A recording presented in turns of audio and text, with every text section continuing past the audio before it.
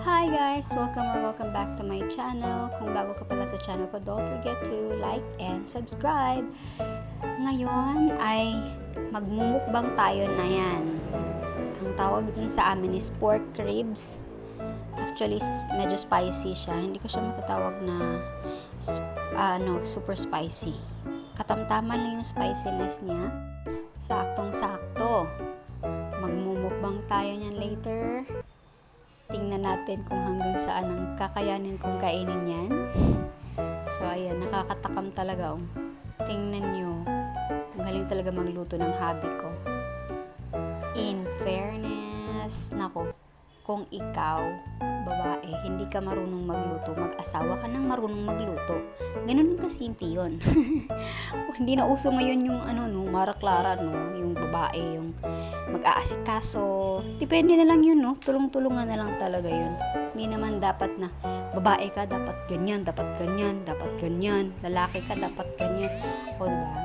Dapat tulungan lang talaga sa bahay. O, diba? Naisegue pa eh. Ayan, super yummy. Nakikita nyo naman, nagkakamay lang tayo dyan kasi mas masarap kapag nagkakamay. May extrang lasa eh. Kakaiba talaga yung lasa pag nagkakamay ka. Try mo nga rin. Kung mahilig ka talagang magkamay, nasanay na kasi talaga akong magkakamay na talaga. And then, nag-live-in kami ng partner ko, doon ko lang din natuto na magkutsara at saka tinidor. Actually, kasi hindi uso sa amin ng kutsara at tinidor. Kamay lang talaga sa amin. Ayan. Hindi ako masyadong tingnan nyo na lang yung mukha ko dyan. Hindi ko alam, hindi ko mawari kung ewan ko ba, di ko kaya yung masyadong oily na mga pagkain eh. Na umay ako bigla. Tapos parang nasusuka ako. Ewan ko ba. Basta yun.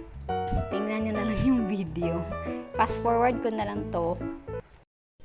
Ito yung klaseng mukbang na hindi masyadong hindi matakaw sa pagkain.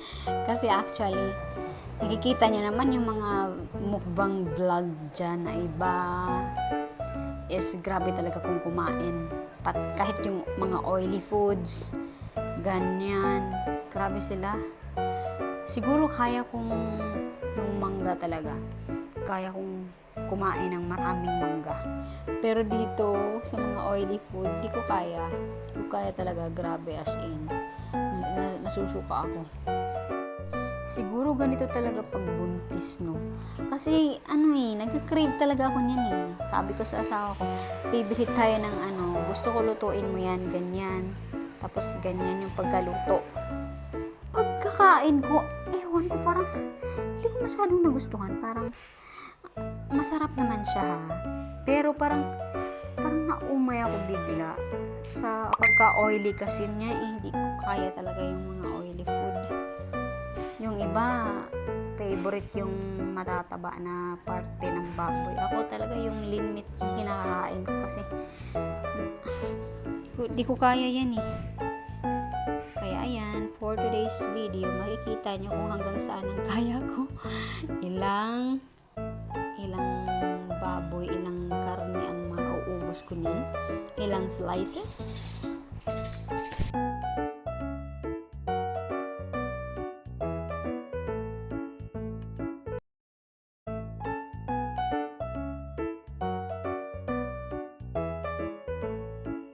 Tingnan ayan, parang nadiri na sa pagkain.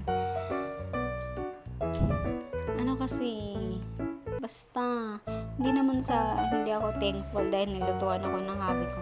Siyempre, thankful ako, Thankful and super happy kasi ganyan siya sa akin. Pag hindi lang siya talaga pagod, lutuan talaga niya ako kahit galing pa siya sa work.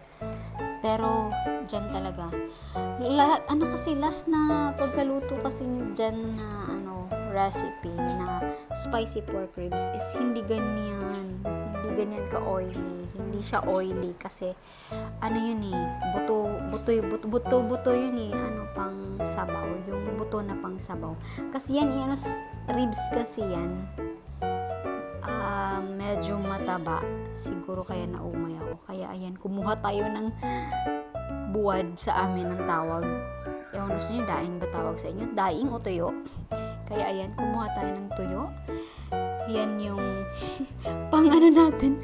Kasi hindi ko na alam, nandiri na ako sa pagkaka-oily ng aming ulam kagabi.